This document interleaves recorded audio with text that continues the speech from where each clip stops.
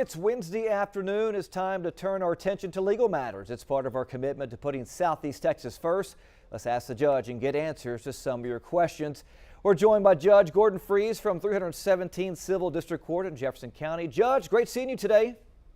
Good afternoon, Nick. How are you? We're doing well, thank you. Hey, listen, this first question comes from Landon. He says that I went out to eat and the restaurant automatically added a required tip to my bill, even though I didn't agree to it beforehand. Is that actually legal? Can a restaurant actually force you to pay a tip, or does it have to be optional? You know, I think the short answer to this is going to be yes. Restaurants can add an automatic gratuity or a required tip or what they may call a service fee to your bill. Typically, restaurants will have some type of posted policy on this, either in the front of the restaurant, maybe at the bar, or even on the menu. Probably in fine print, unfortunately, but most restaurants have this policy for larger groups or special circumstances.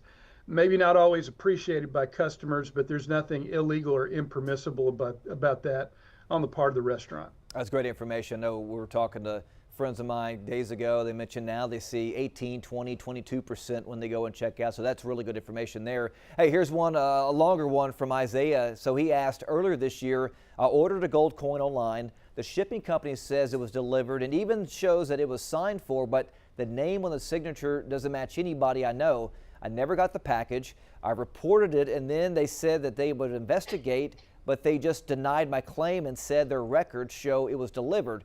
Can I dispute the charge with my credit card company, or could that come back to bite me legally? Should I be talking to a lawyer, the shipping company, or even law enforcement? You know, I definitely think he's on the right track with what he's done so far. He does have the right to dispute that with his credit card company, and that's probably something he needs to consider.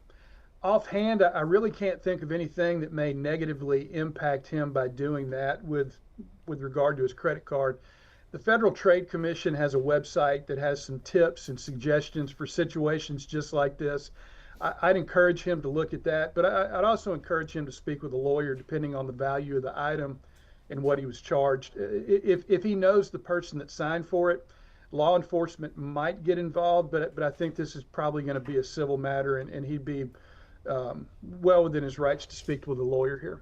That's good information there. Remember, yes, do what you said. Go ahead and go talk to a lawyer. This next question is from Stephanie. Now, she asked that when I was really young, my mom took out student loans in my name, and while I was in college, I had lots of scholarships, so I didn't need loans and didn't really understand what I was agreeing to at the time.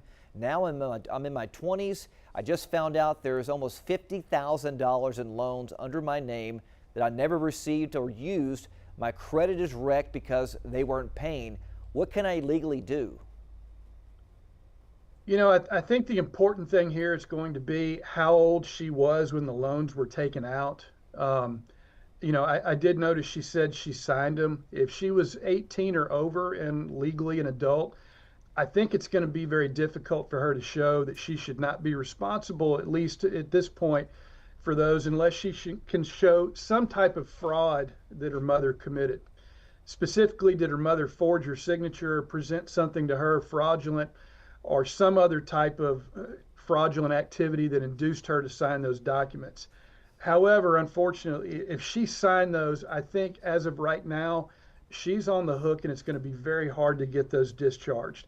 Again, similar to the one above, she might have an independent cause of action against her mother, and it would probably be worth it for her to talk to a lawyer about that. But this one, I think she's going to have some problems with that given her age and if she signed those documents.